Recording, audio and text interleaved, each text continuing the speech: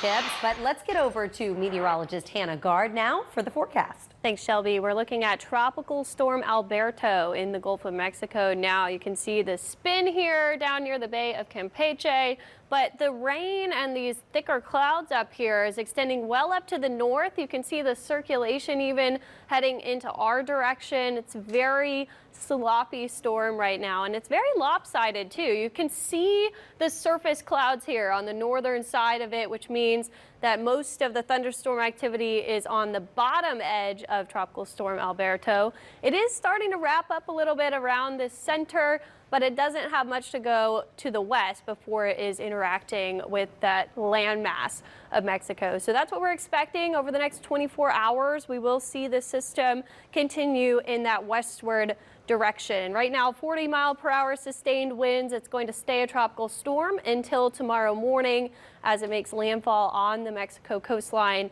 and then we will see that start to dissipate the farther it gets inland. So impacts are widespread, though.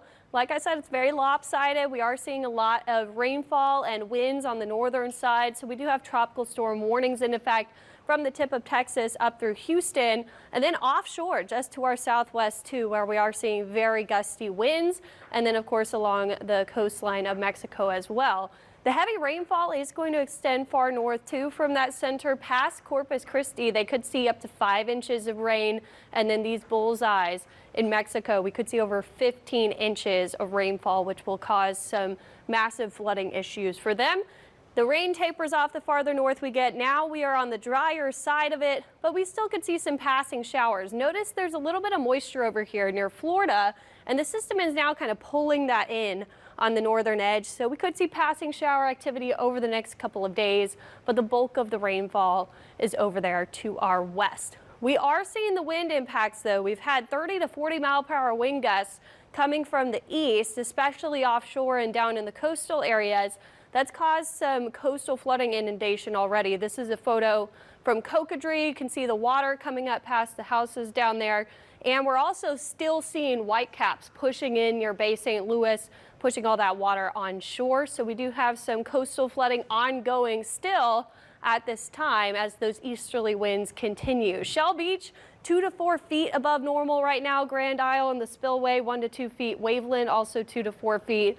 And the next high tide is still to come for many of us. So we'll likely still see some of that coastal flooding throughout the rest of the day. Today we have those coastal flood advisories down to the south. St. Bernard Parish, parts of the Wrigley's down to southern Mississippi, and that coastal flood warning where we have 2 to 4 foot above normal waves. Inland, because we're still getting those very gusty winds, we could see gusts up to 40 miles per hour throughout the rest of today into the evening hours. Then we'll see those winds begin to taper off.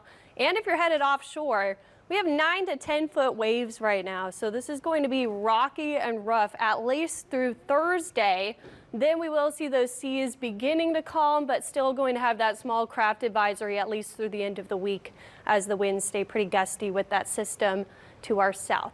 We've seen a couple of showers coming through. This is not heavy rainfall. You can see these little specks of green coming by. Again, we have that moisture that's still going to move across the region.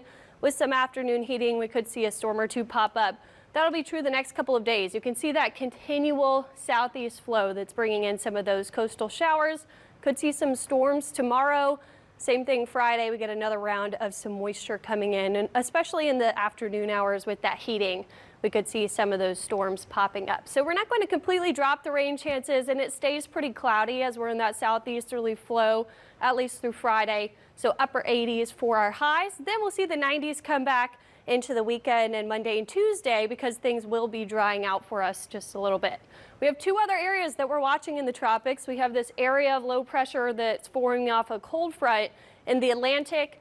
Not expecting impacts from that, although we could see some tropical moisture pulling westward. What we're watching down to the south, this is the same area that we're watching Tropical Storm Alberto right now. We have a low chance of development over the next 7 days. So this will be in the long-term forecast at the end of the weekend that we could watch for maybe another area of development there. Very windy on the tower camera, but we are seeing some peaks of sunshine through the clouds. Temperature sitting in the 80s right now. Not going to climb too much throughout the rest of today. Temperatures staying down until we see that sun coming out for the weekend. The good news, it will be fairly dry for your weekend plans, but the heat will be back. Back to you.